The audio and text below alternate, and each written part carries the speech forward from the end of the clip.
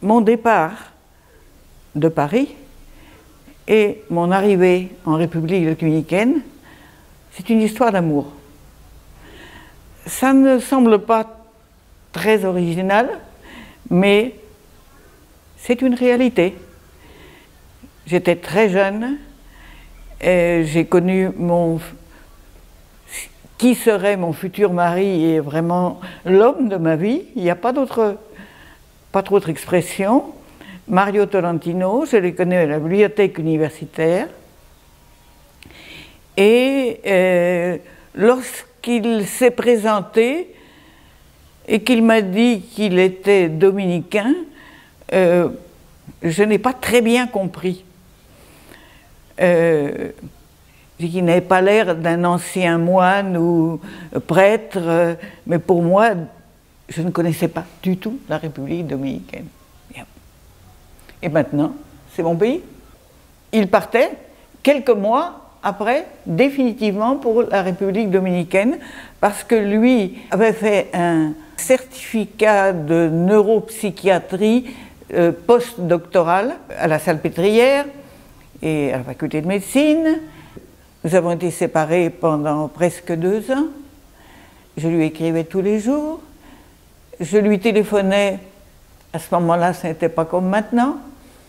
Il fallait faire ce qu'on appelle un avis d'appel. Je vais téléphoner à tel numéro, à Saint-Domingue, tel jour et à telle heure. C'était pendant le régime de Trujillo, à la fin du régime de Trujillo. C'était une période très difficile. Il avait des difficultés familiales, politiques. Il était assez mal vu du régime et de sa famille à ce moment-là. Donc il ne pouvait pas venir en France se marier. Alors, moi je suis venue en République dominicaine, je suis venue par bateau, un bateau qui s'appelait l'Antille, avec mes malles, avec ma robe de mariée. Et une semaine après mon arrivée, je me suis mariée. C'était le plus beau jour de ma vie. Donc j'ai eu un mariage extrêmement réussi, plus de 50 ans de mariage. Nous avons eu 2 enfants. L'une de mes filles a fait des études de doctorat en esthétique à la Sorbonne. Inès Tolentino est un des peintres les plus connus de la République dominicaine.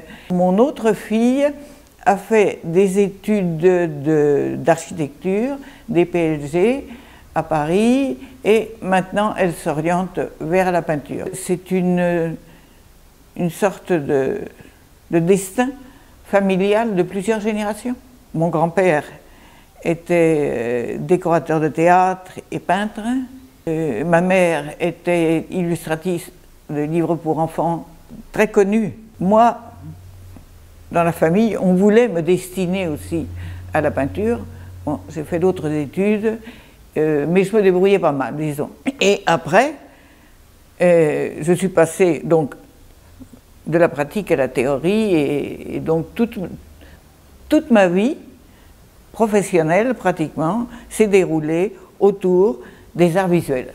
J'ai eu la chance d'avoir d'excellents contacts avec le musée du Louvre.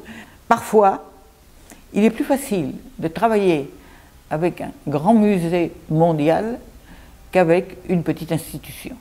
C'est une question de sérieux, c'est une question de niveau. Je me suis présentée à l'université autonome de Santo Domingo.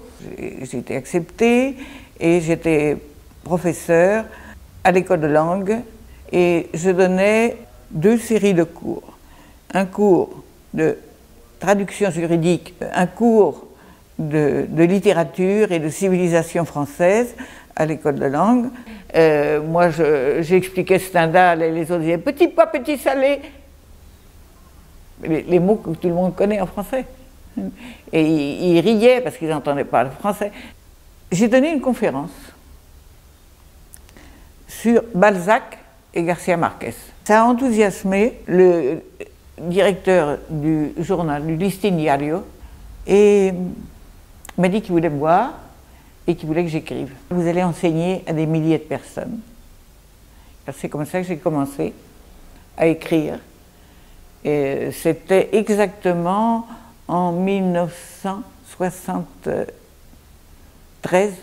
Alors donc, ça a commencé à ce moment-là, cette carrière de critique d'art, disons. J'aime pas beaucoup le mot critique d'art.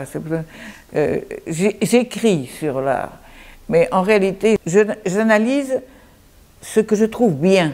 Voilà qu'on me téléphone au journal et on me dit qu'ils veulent envoyer une exposition à Paris. J'ai choisi 30 peintres, une œuvre par peintre, et c'est une exposition que nous avons présentée à Paris et à Londres, fin 78-79. Tout d'un coup, on m'appelle, le ministre veut vous nommer ambassadrice chargée des affaires culturelles. Je suis entrée au ministère des Affaires étrangères, ça a très très bien marché. J'y ai passé 8 ans et j'en suis partie parce qu'il y a eu un changement de gouvernement avec le président Balaguer, qui n'était plus la même tendance. J'ai été nommée presque immédiatement aux Beaux-Arts. Il y a eu un concours pour la Caraïbe et à ce moment-là, je l'ai gagné. C'était à la fin du XXe siècle.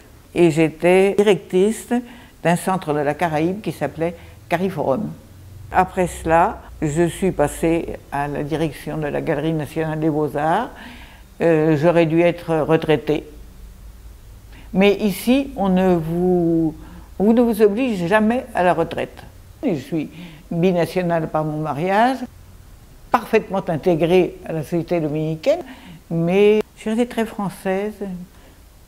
On ne s'efface pas. On ne doit pas s'effacer d'ailleurs.